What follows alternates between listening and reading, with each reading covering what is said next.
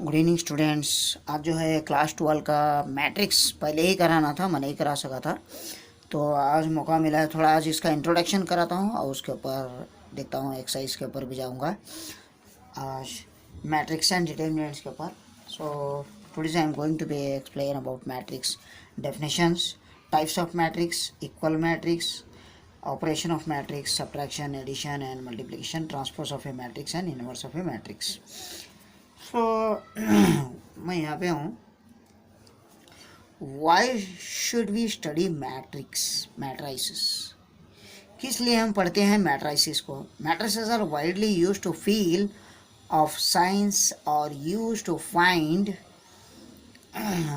The data in computer easily, इसीलिए हम इसे इस्तेमाल करते हैं।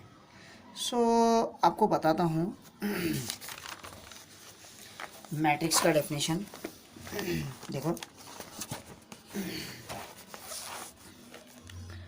so what do you mean by matrix? A matrix is an orderly rectangular array or arrangement of number or functions are called the elements or entire of the matrix.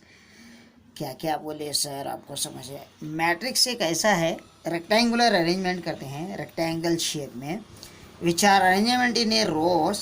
This is in a rows.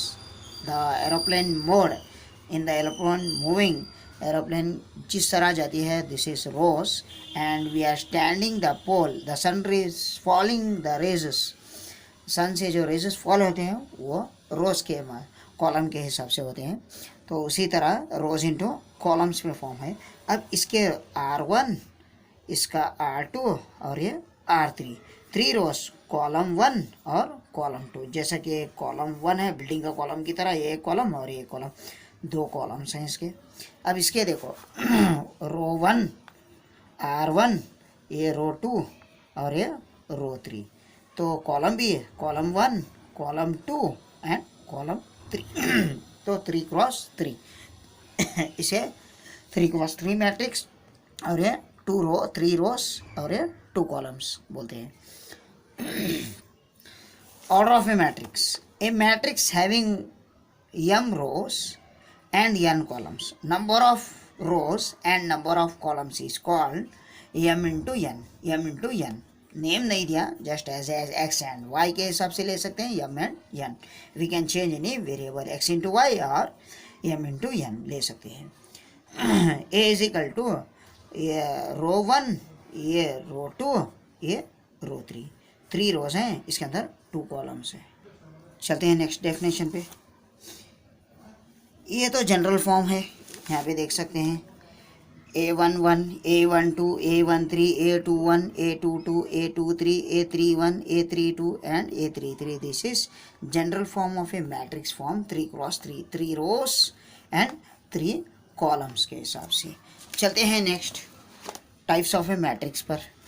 Column matrix, a matrix is said to be a column matrix if it has only 1 column. उसके अंदर जो 1 column होता है, example भी यहाँ पे है, any variable we can keep, any constant we can keep, हमें पुट कर सकते हैं। तो इसमें रो नहीं होते, एक ही कॉलम पर ये चलता है, that is m into 1, right.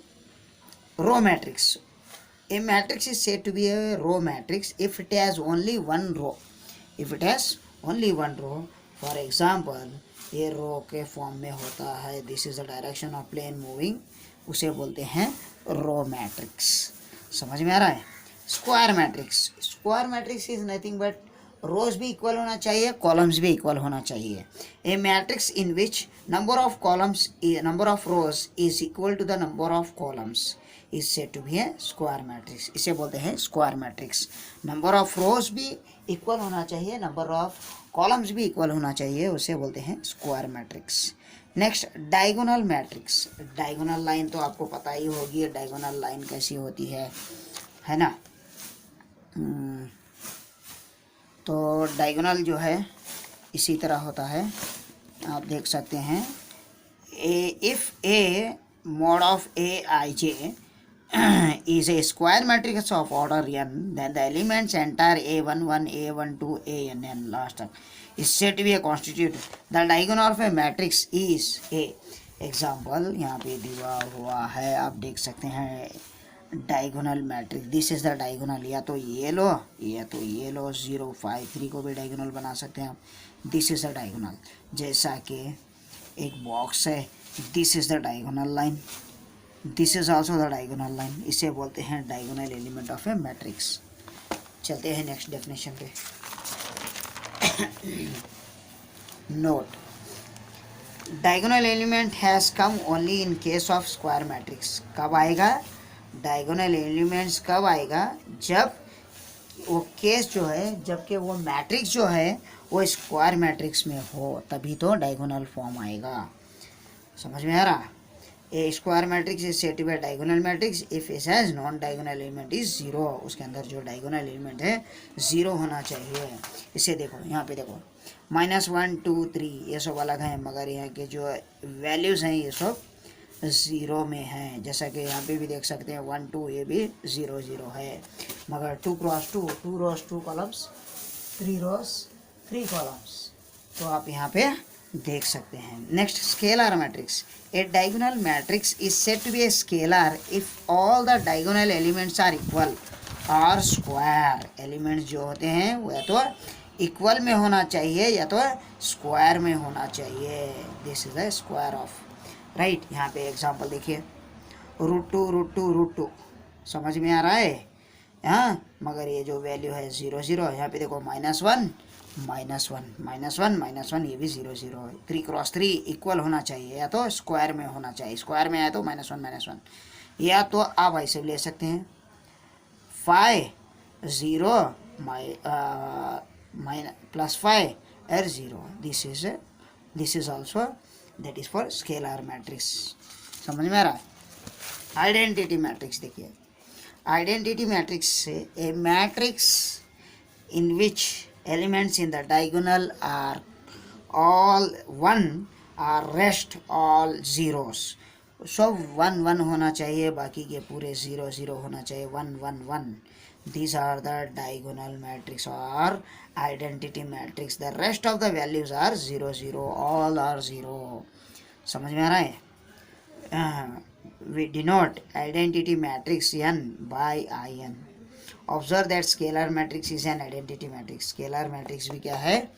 Identity matrix की तरह है, मगर उसकी वैल्यू जो है अलग अलग नंबर आ रहे हैं. यहाँ पे अलग अलग वैल्यू आते हैं, मगर इसके अंदर आइडेंटिटी मैट्रिक्स के अंदर 1 1 ही आएगी. ज़ीरो मैट्रिक्स तो पूरा 0 0 0 होगा. Equality of a matrix. If 2 matrix of same order are said to be equal if the corresponding elements are equal. जब 2 मैट्रिक्स लेंगे, दोनों का ऑर्डर सेम होना चाहिए, दोनों का ऑर्डर इक्वल होना चाहिए. ये भी 2 क्रॉस 2 और ये भी 2 क्रॉस 2. उसे जब हमें इक्वालिटी करस्पॉन्डिंग चेंजेस होती हैं 1 2 1 2, ये देखो एक मैट्रिक्स और एक मैट्रिक्स दोनों इक्वल होते हैं. समझ में आ रहा है? दोनों 2 क्रॉस 2, ये भी 2 क्रॉस 2.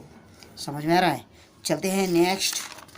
अब नेक्स्ट एक्सरसाइज 3.1 कराना है. एक्सरसाइज मैं नेक्स्ट पार्ट के अंदर अपलोड करूँगा. ये इंट्रोडक्शन काफ़ी है बस आपके लिए. Okay, thanks for watching.